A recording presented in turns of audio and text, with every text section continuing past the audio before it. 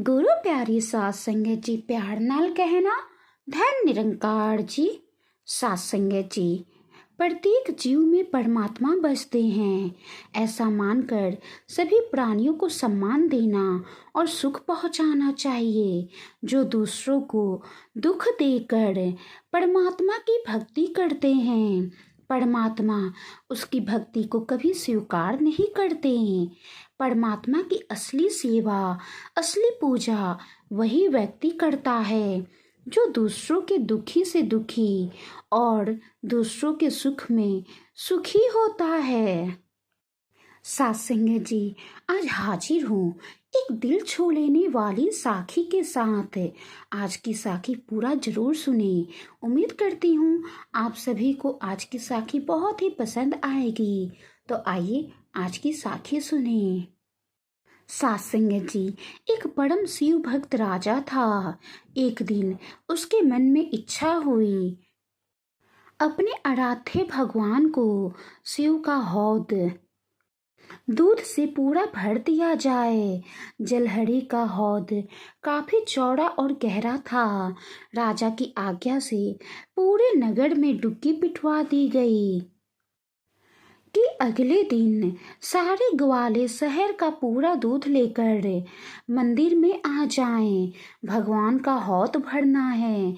जो इसका उल्लंघन करेगा वो कठोर दंड का भागी होगा। राजा की आज्ञा सुनकर सारे ग्वाले बहुत परेशान हुए। किसी ने भी अपने बच्चों को दूध नहीं पिलाया और ना ही गाय के बछड़ों को दूध पीने दिया। दूध मुँहे बच्चे भूख से व्याकुल होने लगे। सभी ग्वाले सारा दूध इकट्ठा कर मंदिर पहुँचे और भगवान शिव के हौद में दूध छोड़ दिया। लेकिन आश्चर्य, इतने दूध से भी हौद पूरा न भर सका। ये देखकर राजा बहुत ही चिंता में पड़ गया। सात संगत जी, तभी एक बुढ़िया एक लुटिया भर दूध लेकर आई और बड़ी भक्ति भाव से भगवान पर दूध चढ़ाते हुए बोली, शहर भर के दूध के आगे मेरी लुटिया भर दूध की क्या कीमत। फिर भी भगवान मुझ बुढ़िया की श्रद्धा भरी ये 2 बूंदे भी स्वीकार करें।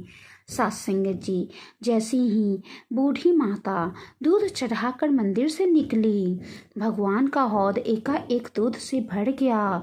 वहां उपस्थित सभी लोग आश्चर्य में पड़ गए। राजा के पास खबर पहुंची तो उसको भी आश्चर्य का ठिकाना न रहा। सात संगत जी, अगले दिन राजा ने फिर भगवान शिव का हौद दूध से भरने की आज्ञा दी। पूरे नगर का दूध भगवान शिव के हौद में छोड़ा गया, लेकिन फिर भी हौद खाली रह गया। पहले की तरह बुढ़िया माई आई और उसने अपनी लुटिया का दूध हौद में छोड़ा और हौद भर गया। राज कर्मचारियों ने जाकर राजा को फिर से सारा वृत्तांत सुनाया। राजा के आश्चर्य का ठिकाना ना रहा। उसने स्वयं वहां उपस्थित रहकर इस घटना के रहस्य का पता लगाने का निश्चय किया। सात संगत जी, तीसरे दिन राजा के उपस्थिति में नगर भर का दूध भगवान की हौद में डाला गया, पर हौद खाली रहा। इसी बीच वो बूढ़ी माई आई और उसके लुटिया भर दूध चढ़ाते ही हौद दूध से भर गया। पूजा करके बुढ़िया अपने घर को चल दी। तभी राजा उसका पीछा करने लगा। कुछ दूर जाने पर राजा ने बूढ़ी माई का हाथ पकड़ लिया। बूढ़ी माई भय से थर-थर कांपने लगी। राजा ने उसे दिलासा देते हुए कहा, माई आप डरो नहीं, मैं कुछ नहीं करूँगा। मेरी एक जिज्ञासा शांत करो।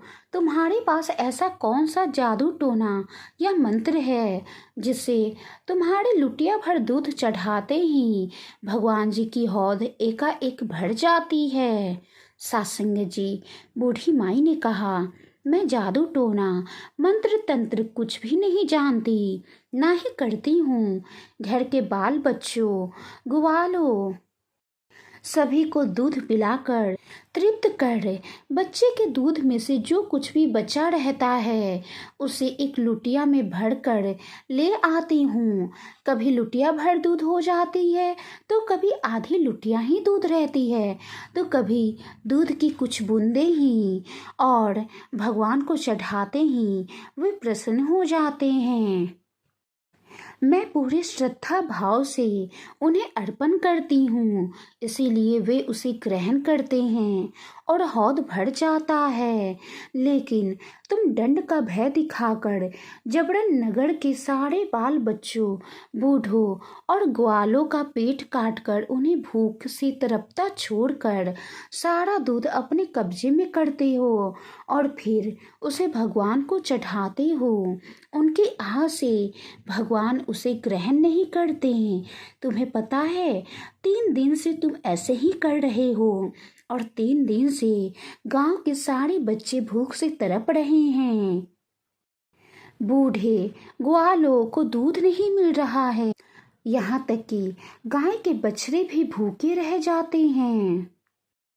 तुम 3 दिन से पूरे गांव वालों को भूखा रखकर उन्हें तड़पा कर भगवान की पूजा कर रहे हो, तो तुम्हारी पूजा भगवान कैसे स्वीकार करें? पूरे गांव वालों को तड़पाकर दूध को अपने कब्जे में कर दूध को भगवान को चढ़ाते हो, तो भगवान का पेट कैसे भरेगा?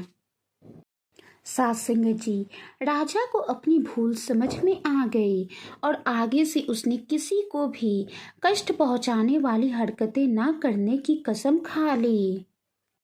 सासंग जी, कहने का भाव है कि मेरे पास जो कुछ भी है वो सब उस परमात्मा का ही है। मुझे तो केवल निमित्त बनकर उनकी दी हुई शक्ति से उनकी भक्ति करना है। इस भाव से जो कुछ किया जाए वो सबका सब परमात्मा को स्वीकार्य हो जाता है। इसके विपरीत मनुष्य जिन वस्तुओं को अपना मानकर भगवान की भक्ति करता है, सही मायने में अपवित्र भावना के कारण वो सच्ची भक्ति से वंचित रह जाता है। दुखियों की पीड़ा को दूर करना ही भगवान की वास्तविक सेवा है। केवल अपने सुख के लिए जो वस्तुओं का संग्रह करता है उसे हमेशा सुख की कमी रहती है। जो त्याग करके दूसरों को सुखी करता है उसको कभी सुख की कमी नहीं रहती, क्योंकि वो परमात्मा की छत्र छाया में रहता है और परमात्मा उसे कभी दुखी नहीं होने देते। सासंग जी, परमात्मा तो भाव के भूखे हैं। भाव का भूखा हूँ मैं और भाव ही एक सार है। भाव से मुझको भजे तो भाव से बेड़ा पार है। भाव बिन सब कुछ भी दे डालो तो मैं लेता नहीं। भाव से एक फूल भी दे तो मुझे स्वीकार है। भाव जिस जन्मे नहीं उसकी मुझे चिंता नहीं। भाव पूर्ण टेर ही करती मुझे लाचार है। सासंग जी, अगर हम परमात्मा को खुश करना चाहते हैं तो दुखियों की पीड़ा को दूर करना ही परमात्मा की वास्तविक सेवा है। हम तभी परमात्मा को खुश कर सकते हैं। हम तभी परमात्मा की छत्र छाया में आ सकते हैं। सासंग जी, जब तक मन में भाव ना हो तब तक भक्ति पूरी नहीं होती। सासंग जी, सत्संग, सेवा, सुमिरन तीनों भक्ति के श्रृंगार हैं। भक्ति पूर्ण होती इसका जब लेते आधार हैं। मानवीय गुण और सेवा, सिमरन, सत्संग हमें हीरे की तरह तराशते हैं। संत हमेशा मध्य मार्ग की बात करते हैं।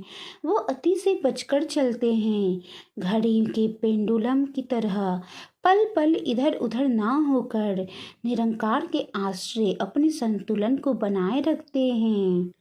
मनुष्य के पास सबसे बड़ी पूंजी अच्छे विचार और अच्छे संस्कार हैं। जिसके मन में अच्छे विचार, अच्छे संस्कार के भाव आ गए, उनका बेड़ा पार हुआ। क्योंकि धन और बल किसी को भी गलत राह पर ले जा सकते हैं, लेकिन अच्छे विचार और अच्छे संस्कार हमेशा अच्छे कार्य के लिए ही प्रेरित करते हैं। सात संगत जी, वाणी में कोई त्रुटि हो तो बख्श लेना जी। आज की साखी के बारे में अपनी राय कमेंट बॉक्स में ज़रूर बताइएगा। सात संगत जी, साखी को लाइक करें, शेयर करें। प्यार से कहना, धन निरंकार जी।